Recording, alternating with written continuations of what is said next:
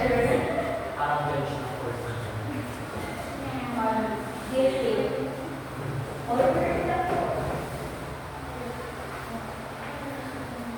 So before we start our discussion this morning, may I request everyone to please stand up for our morning prayer to be led by Mr. Kenneth. So, Mr. Kenneth, please go in front.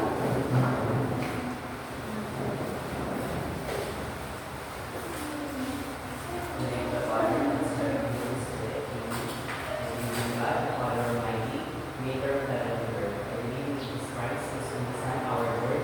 He was conceived by the power of the Holy Spirit, and born of the Virgin Mary. He suffered under Pontius Pilate, was crucified, died, and was buried. He descended into the dead. On the third day he rose again, and seated at the right hand of the Father. He will come again to judge the living and the dead. I believe in the Holy Spirit, the Holy Catholic Church, the dominion of sins, the forgiveness of sins, the resurrection of the body, and life everlasting. Amen. In the name of the Father, the Son, and the Holy Spirit. Amen. Good morning, class. Good morning, teachers. So, before you take your seat, let's have an energizer first.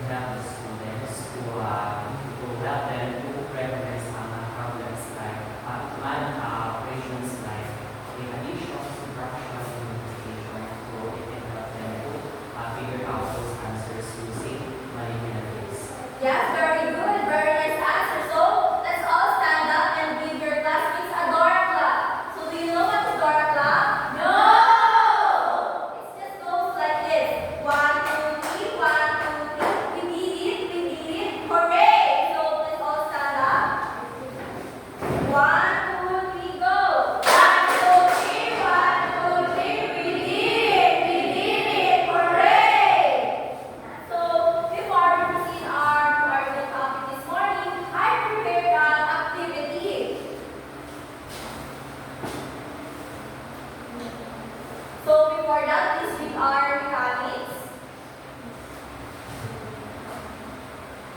The class will be divided into 4 groups. The teacher presents a math-related scenario.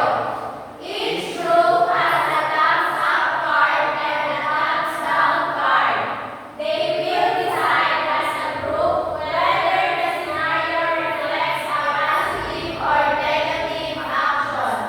The first group to raise the correct card, thumbs up or thumbs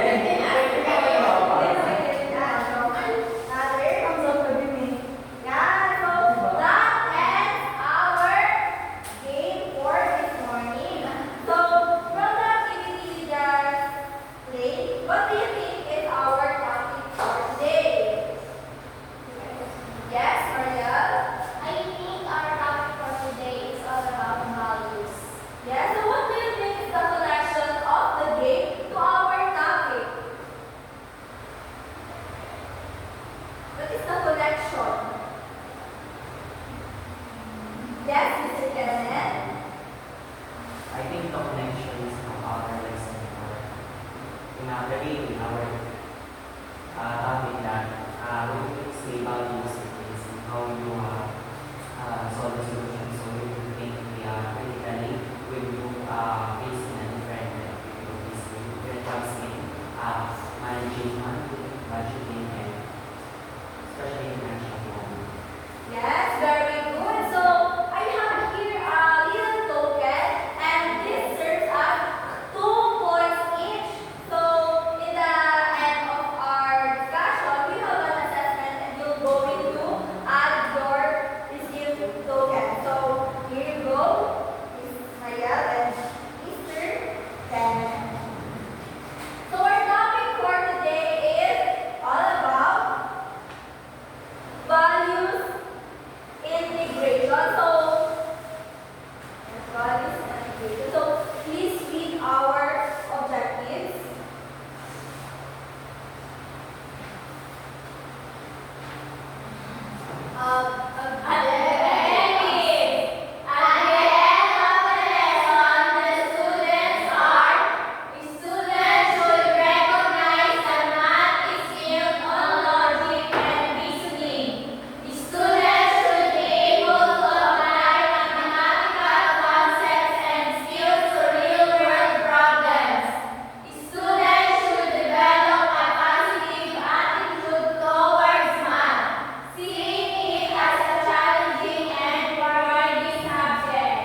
Yeah, so from the word values integration, when you hear this, what comes in your mind? Yes, Miss Mary Joy. I think for values integration is all about applying what you have learned in a new world situation. Yes, nice answer. Others? What about the others? Yes, Miss Denise.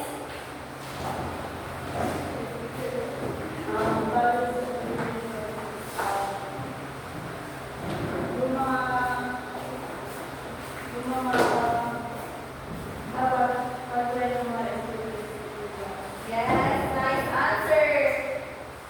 Other answer? Yes, Miss Anders. I think,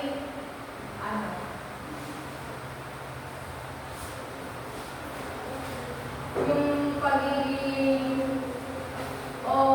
yung pagiging mabuti ng mga students at yung mga attitude na dapat nila. Yes, very good. So, values integration is about from our objective is develop a positive attitude towards math. So, for you all to understand values integrations, my co-reporters will discuss it.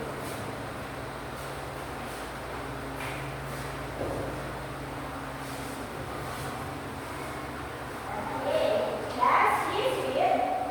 you do not best teach math. You need students with young and impressionable brains. Primary teachers play an important role in developing young learners' hearts and minds. What students learn in primary years can mold the persons they will become. Instilling good values in children early will help them grow into successful and responsible citizens of the nation. Mathematics can be used as a tool for values integration.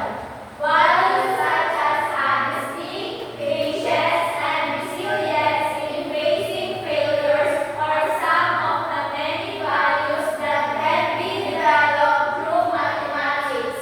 Okay, based on the introduction, who can give insight about this? Yes, Mr. Kenneth.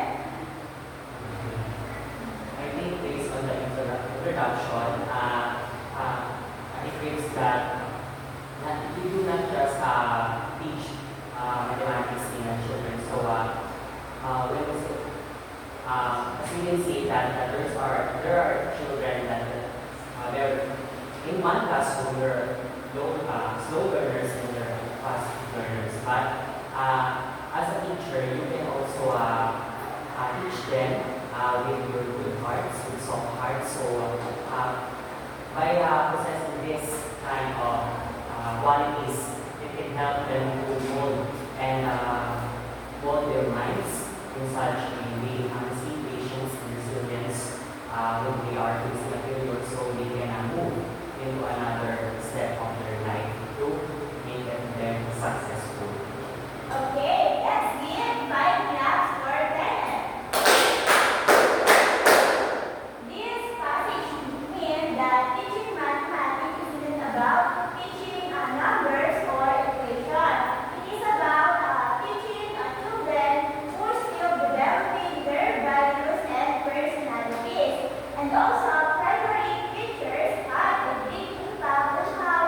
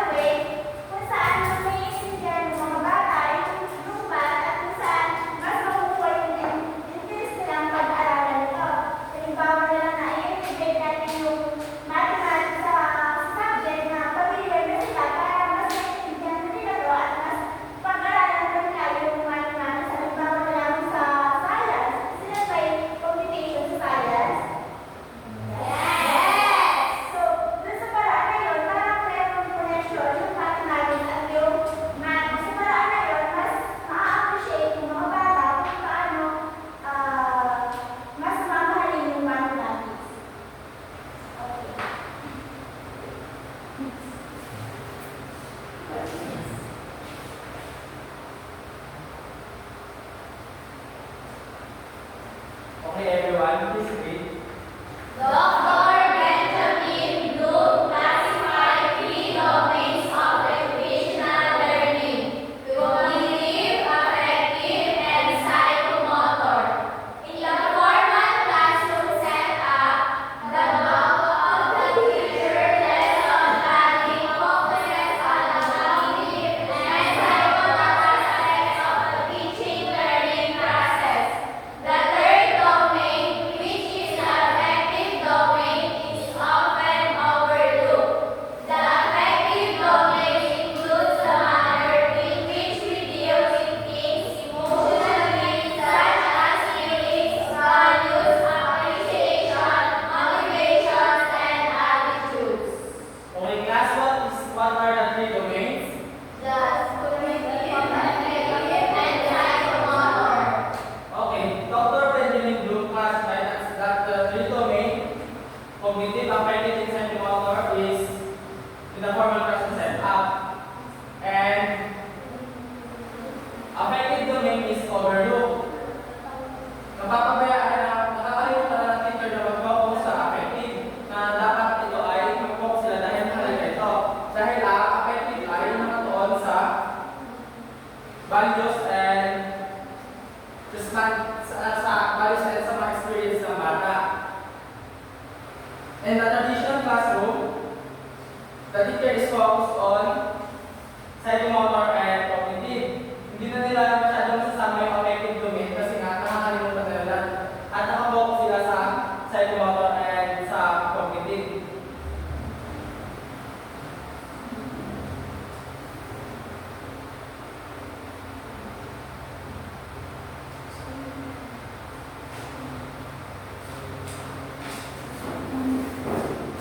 So everybody read. The values integration and retention of information. Associating values or standards of behavior with mathematical concepts can serve as a source of motivation for students. Values integration will help students get life lessons through math. If students find the learning material engaging and meaningful, then they will ask for more, since curiosity will start to kick in. Curiosity is the force behind lifelong learning. Yeah, so connecting values to math situation, so like what we do earlier, we integrate values in relation to math. So when we do that, mas naiintindihan ng mga bata kung ano nga ba yung mga kuha at may kukulit nila yung life nila sa math. Kasi math is not just all about numbers and computation. Akala nila naman yung math kasi puro numbers, pero hindi nila alam na sa numbers is may nakukuha din sila mga ideas. So when mas naiintindihan ng mga bata yung mga ano na math, yung mga objectives ng math, katulad ng itong mga pinakita namin objectives, is mas naiintindihan, mas mag-represent yung information sa utak ng bata. And pag nangyari yun, mas maintindihan ng bata yung math lessons niya. So pag ano, is mag-curious yung bata, magtatanong siya ng magtatanong sa teachers niya kung bakit yung nangyari. At when curiosity kicks in, mas mai-engage yung bata sa mga lessons.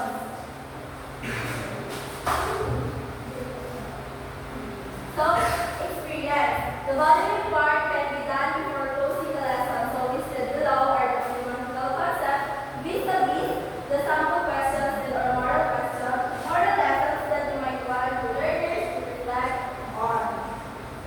So, the first one is 0 as a placeholder. So, 0 is considered as a number that does not work anything on its own. But in reality, 0 makes a lot of difference. For example, the number 5034 without the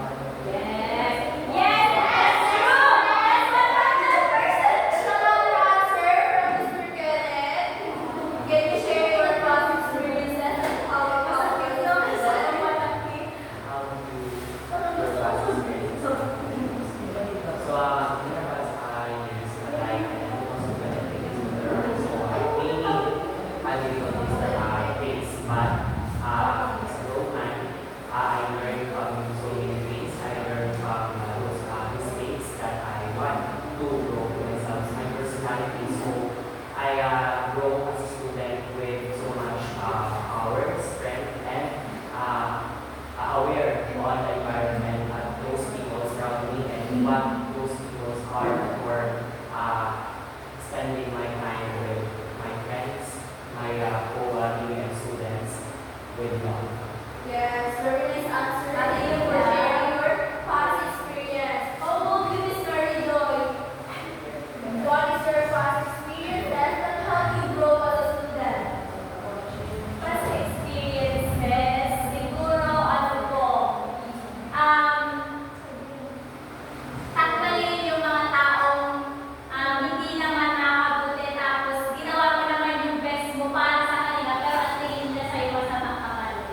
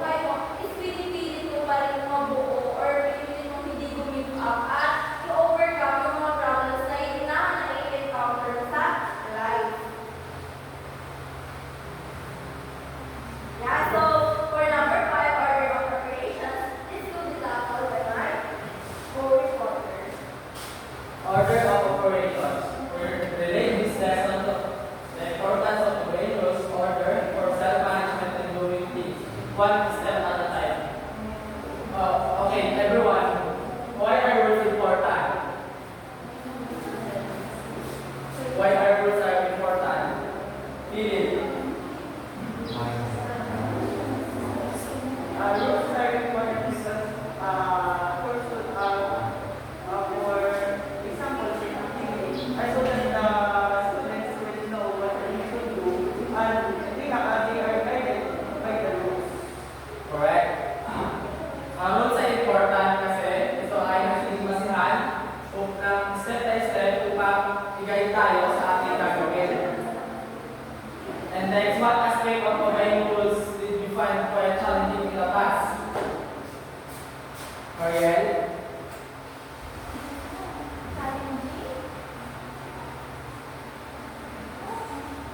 What aspect of obeying rules did you find quite challenging in the past? Ano yung yung challenge na sundin na rules?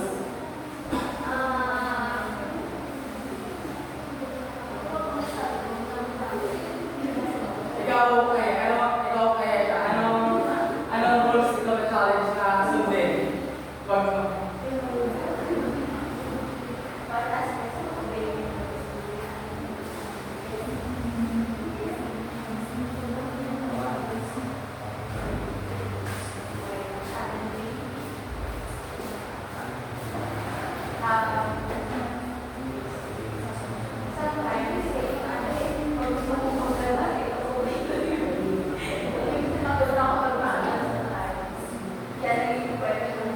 Ikaw, Joy.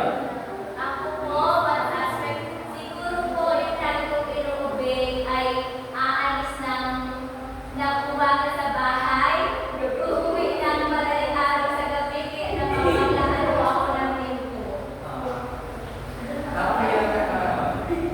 What step-by-step process do you follow in solving your problems? Joy. Ako po, pinakasabuan ko po yung mga kapatid kong lalaki. Sinasabi ko po na huwag bumiyak yung pinto kasi hindi pa ako makakauwi. Ikaw, Alyssa. What step-by-step process do you follow in solving your problem? Siguro po ay aspect of step by step. Ano step-by-step ang ginagawa mo para ma-solve mo yung problema? Siguro po yung iniisip ko muna yung kumakabuti sa problema. Kaya tama yan. Pag tayo ay nag-solve natin yung mga problem, ay dapat isipin muna natin kung ano yung tamang gawin or tamang unang gawin.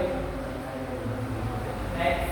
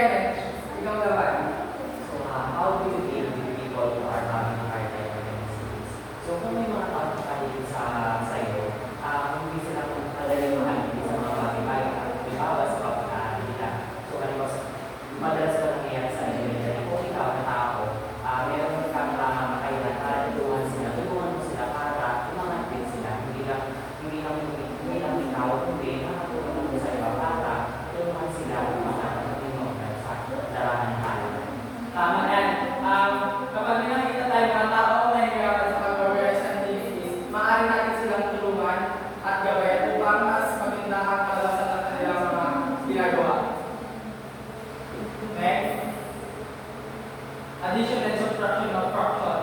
Relate this to the idea that most of us tend to be attracted to people who are similar to ourselves. What are the qualities would you like your friends to have? Do you also possess these qualities? Joy, ikaw, alam mo marami kang kaibigan. What are the qualities would you like your friends to have? Siguro po yung mga qualities na gusto ko sa mga kaibigan ko ay yung pagiging hindi feel joy, understanding, yung hindi yung sobrang insensitive person. Ganun ba? Yung kaya pang sabay sa biruan na hindi na o-offend or na-offendan pero at least sinasabi sa amin. Ganun. Do you also possess these qualities? Yes! And very good. Ikaw, Marian, do you have a lot of friends, di ba? What are the qualities would you like your friends to have? Yung hindi plastic. Yes, Do true. you also possess these qualities? Yes, because I'm not plastic. Yeah, very good. Ikaw, Eliza. What are the qualities would you like your friends to have? Ano mga qualities ang Siguro yung mga gusto ko sa napalit ko sa kaibigan ko is yung kapag kumbaga is hindi na kayo nakausap is naalala ko pa rin nila o pinakamusap pa rin nila. yan? Maganda na ngayon ng qualities ng isang kaibigan na kahit hindi na kayo nagkikita ay naaalala niyo pa rin ang isa't isa. Do you also possess this qualities? Yes po, kasi ganun din po ako. Kumbaga is pinakamusap pa rin sila kung ano man yung kanilang pinagdadaan. Yes, very good. Reflect on say opposite attract. Do you believe in this saying? Okay, Maria. Do you believe in this saying opposite attract? Yung opposite ko is nakaka-attract yung mga kalagay o ikaw at ikaw tapos yung boyfriend mo. Yung boyfriend mo ay may ganong Ibang personality. may ganong personalities or pag-ugali. Na-attract ka ba doon? Yes. Another example ito ay si Mariel. Hindi siya marunong magluto. Tapos yung boyfriend niya, magaling magluto. Na-attract siya doon sa boyfriend niya kasi may katangian siya yung boyfriend niya na wala siya. Okay, class, do you believe in this saying opposite attract? Yes! Should you listen to the opinion of a person that is not similar to you? Why or why not? Yes! Why, Joy? Yes po, kasi kunwari yung mga bagay pala na tingin ko tama naman yung ginagawa ko sa akin tapos hindi naman po pala. Hindi kailangan ko po ng corrections ng ibang tao at least matama ko yung mali pala. Yes, tama yun. Kailangan natin manatili sa opinion ng iba dahil may mga bagay tayo hindi natin alam at alam ng iba. Kailangan natin makinig sa kanila upang mas ma-improve natin yung ating pagkatao at ating sarili. Next. Fraction that are similar is still combined. We just have to do something to the multiplication that the denominators to make them similar, just like in research. We live in a very diverse world. Even if two people are different in faith, gender, faith, so sa economic status, they can still work harmoniously at high value that we need to develop and modify your attitude and they respect each other people. Kasi sa addition and subtraction ng fraction, hindi mo sila pwedeng i-add sa pagkakailangan nilang denominator. Pero, magagawa nito ng paraan, mahanapan mo sila ng LCD, yung least common denominator. Kaya sa buhay, ganun din, kahit magkaiba ang kanilang personalidad, ay pwede mo silang pagsamahin. Kahit magkaiba ang kanilang paniniwala, kasarian, faith, tapos at status nila sa buhay. Pwede mo silang pagsamahin upang mas makalawak nilang kanilang mga kalaman at mas maging mas maging maganda ang buhay.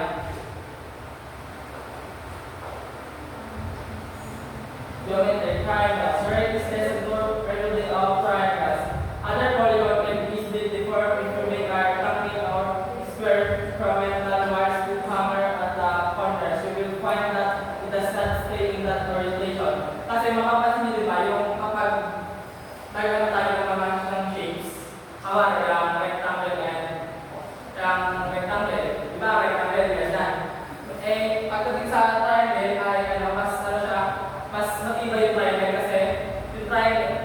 triangle ay may dalawang pundasyon. Yung dalawang pundasyon na nagpapatibay sa kanila at yung isang base na sa baba.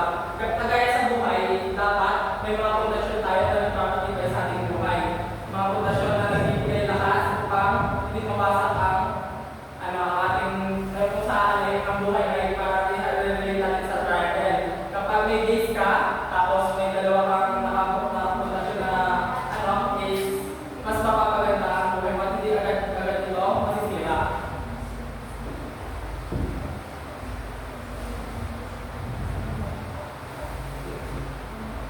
It can be transformed in an ordinary parallelogram in a triangle, which is supported by the other two edges. This characteristic makes a triangle stable. You have to act like triangles. You have to make sure that you have a strong support group. Yung gaya na sinabi ko, yung dalawang edge ng triangle is usually yung nagsusupport para sa tibay. At pwede din natin tayo wala na yung meron tayo group support na para mas mapatibay natin yung triangle. Kagaya na yung triangle sa ang nagsusupport sa triangle sa buhay is yung pagitan natin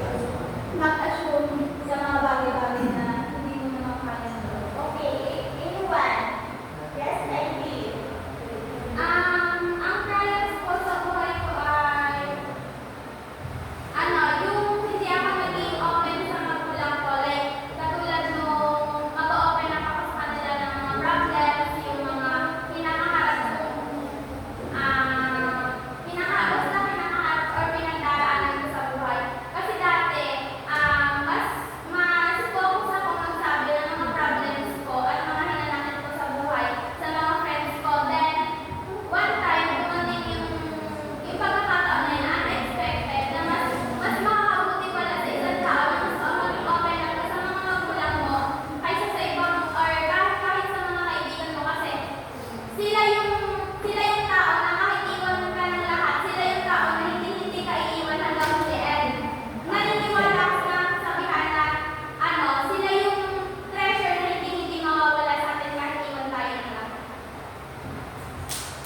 Who wants to share about Ryan? Yes, Mariel.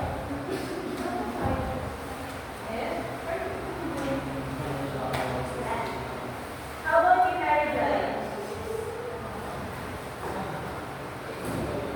Sobrang dami ko ng problema sa topic na ito. Siguro, po, let go and forget. Yun lang po. So those trials that you have encountered, make you a better person. Para doon sa mga trials na na-encounter nyo, parang ngayon, naging ang mga yun, better person na.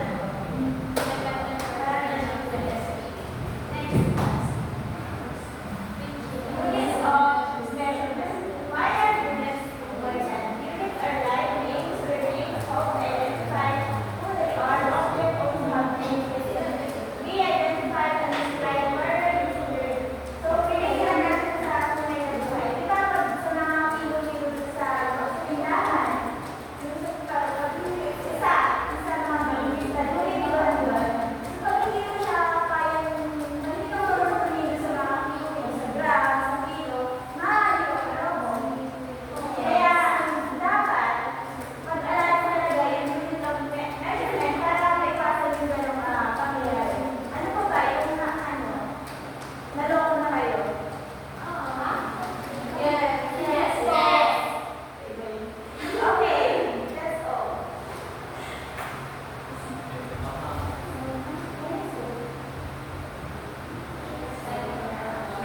Yan. And that ends our discussion. So we're going to have a group activity, and it is titled Lights, Camera, and Action. This is all about values and integration. So this is our mechanics. Divide the class into small groups, 3 or 5 members each. Provide each group with a role-play scenario card that includes a real-life math situation. Allow 10 to 15 minutes for preparation, where groups create a short scene solving the scenario. Each group presents their role-play 3 to 5 minutes per skit. The group with the highest score wins. Yeah, so please count. 1,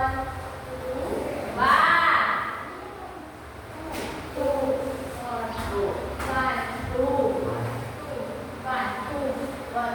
And so group 1 is go here and group 2 is go here.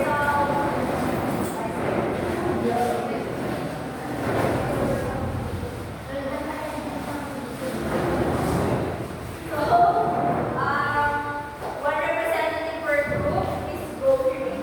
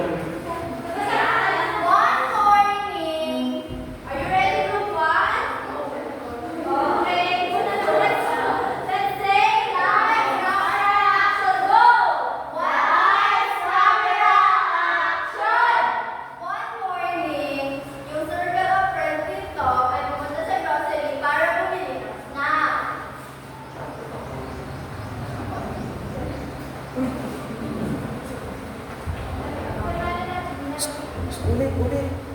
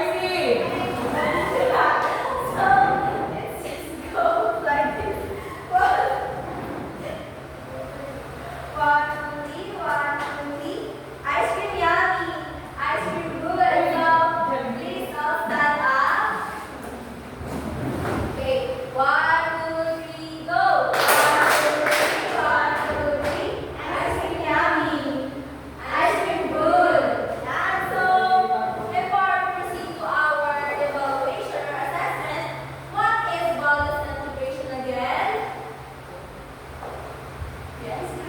Yes, Miss Maria.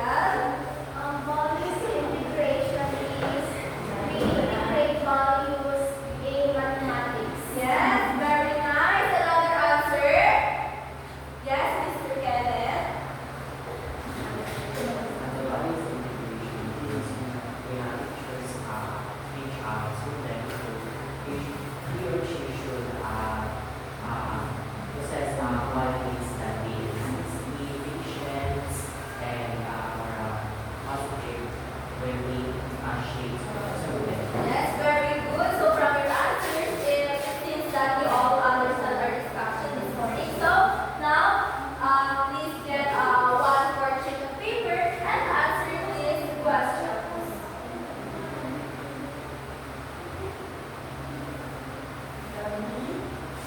Are you feeling well? Are you feeling well?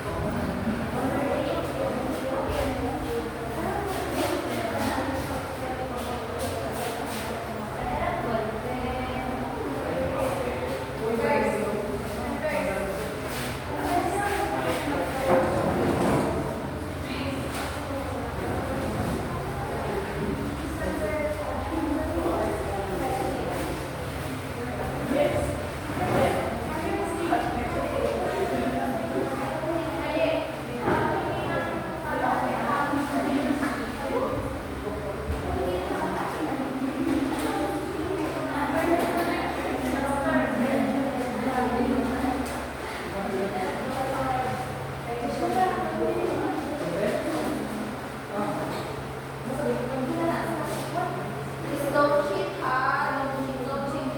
Okay.